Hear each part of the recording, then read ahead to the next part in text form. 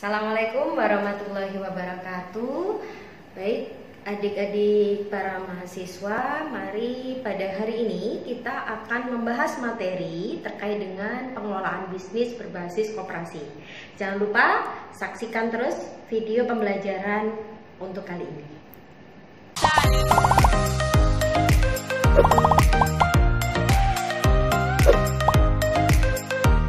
Baik, perkenalkan, saya Ibu Putri Wulanditya. Saya yang akan membahas materi terkait dengan pengelolaan bisnis berbasis koperasi.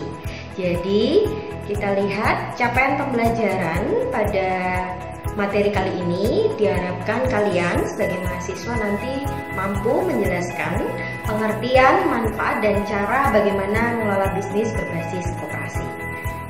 Oke, pertama kita harus tahu terlebih dahulu apa sih bisnis koperasi itu sendiri.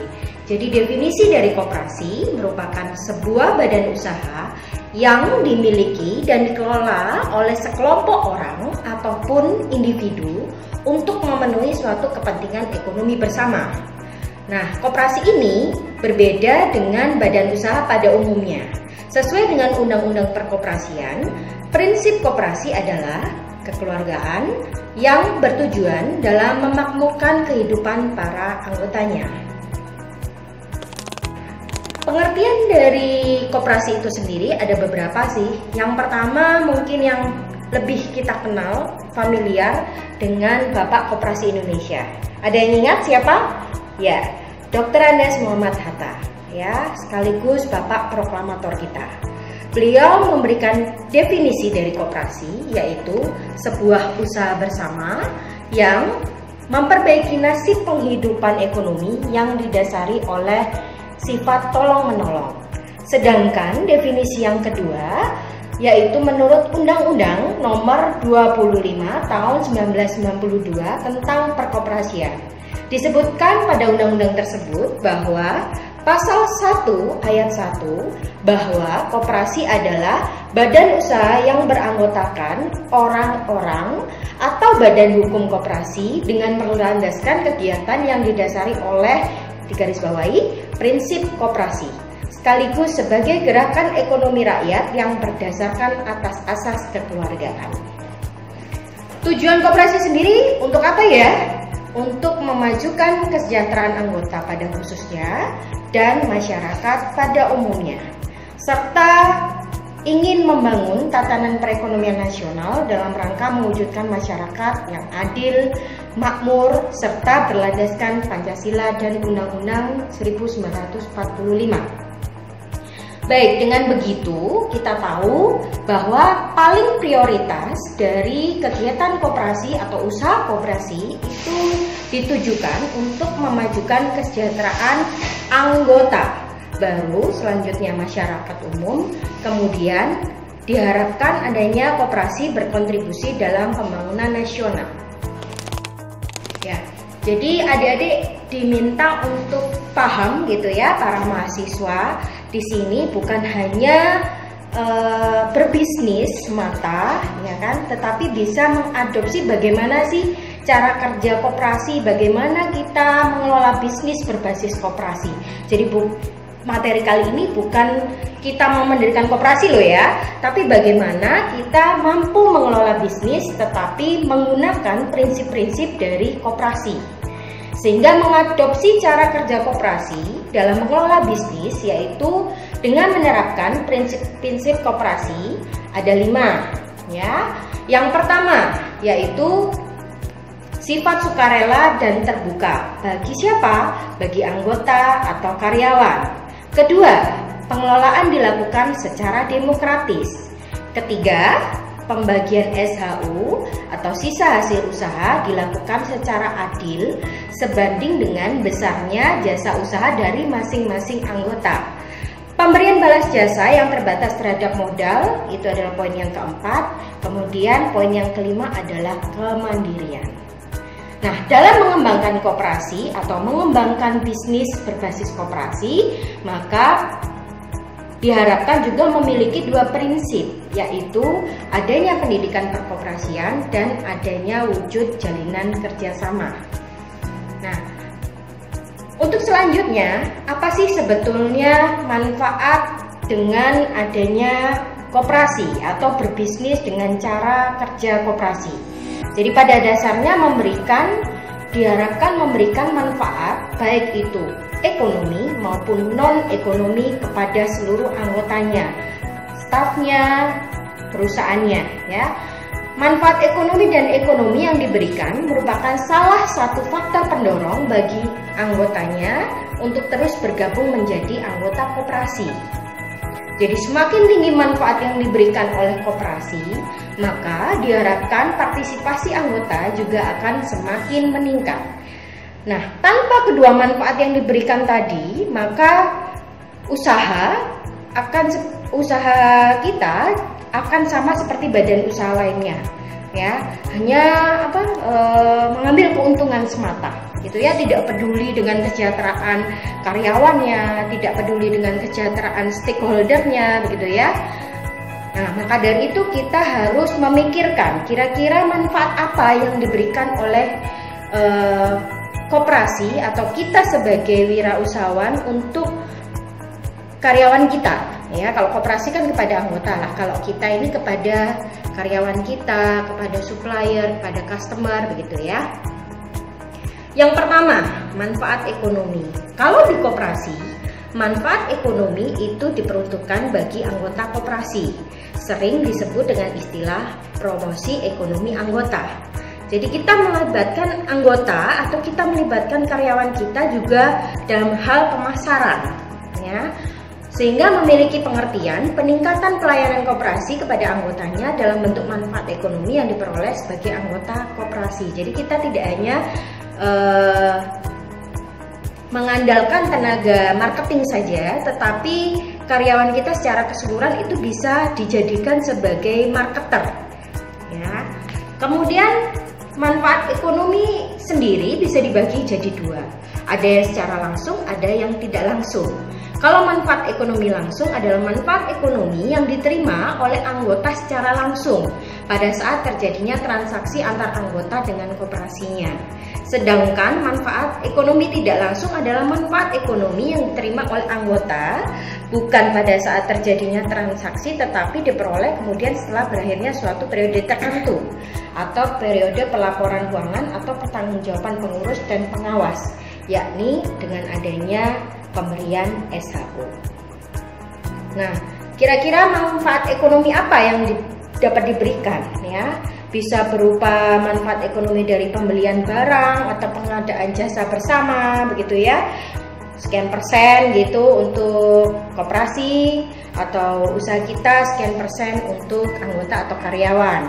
Kemudian ada juga manfaat ekonomi dari pemasaran dan pengelolaan bersama. Kemudian ada manfaat ekonomi dari jika usahanya adalah terkait dengan simpan pinjam, maka itu bisa dipikirkan manfaat yang juga diberikan pada karyawan atau anggota. Ataupun manfaat ekonomi lain, salah satunya adalah pembagian SHO atau bonus.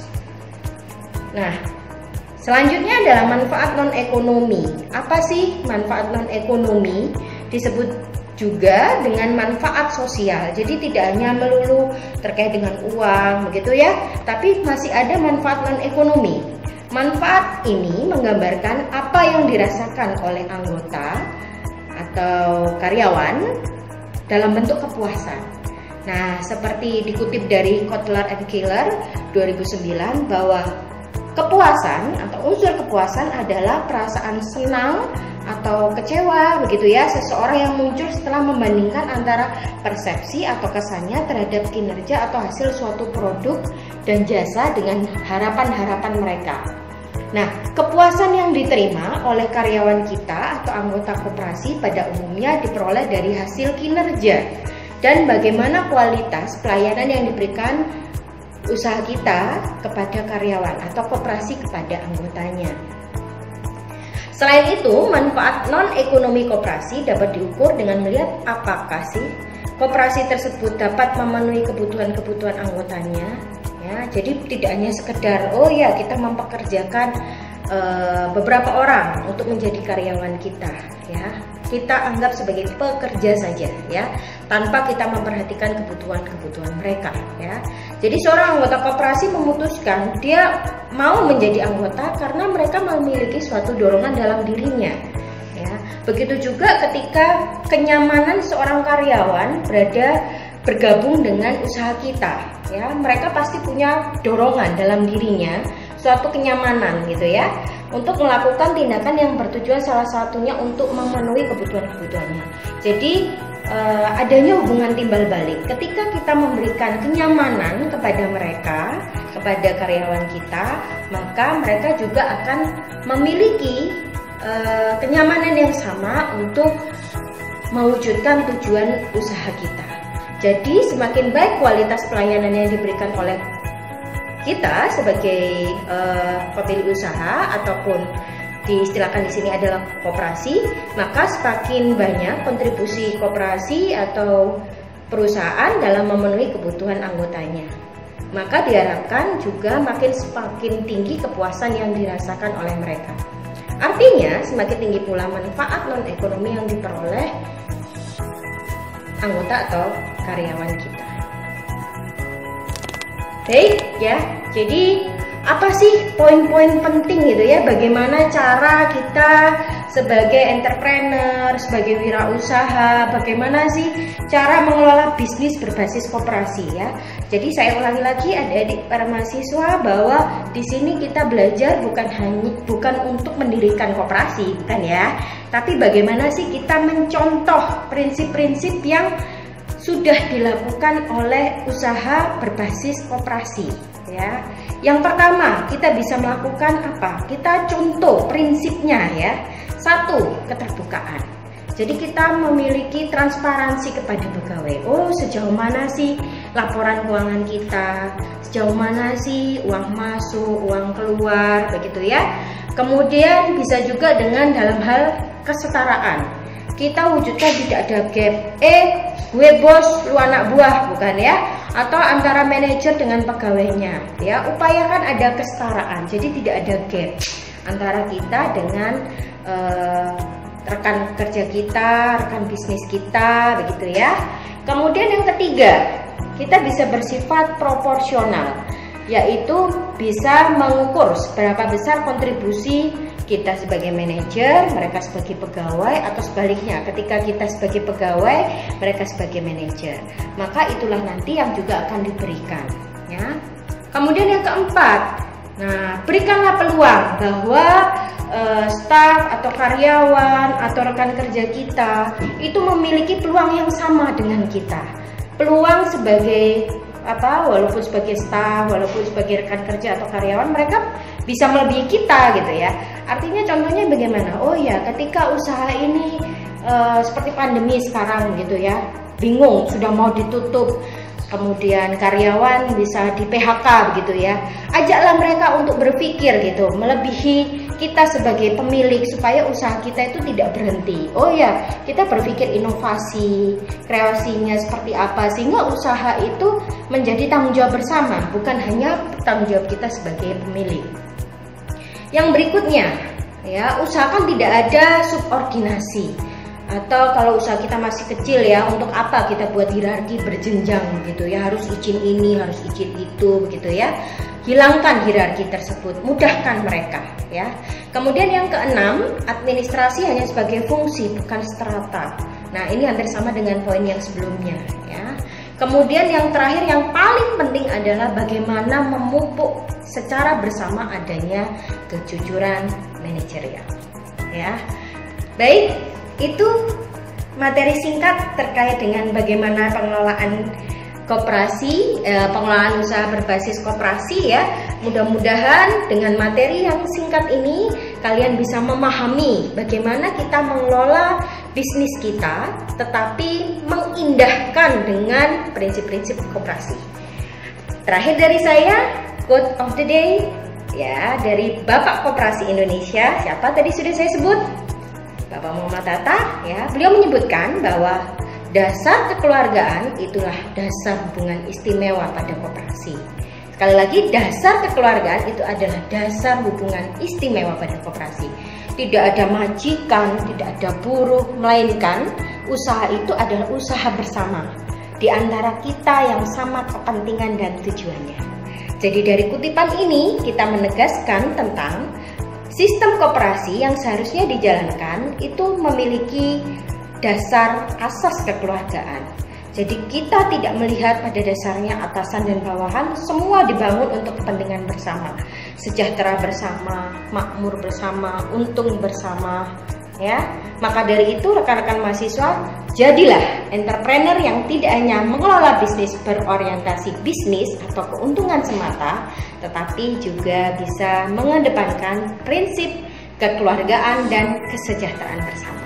Sekian dari saya, terima kasih. Semoga bermanfaat. Wassalamualaikum warahmatullahi wabarakatuh.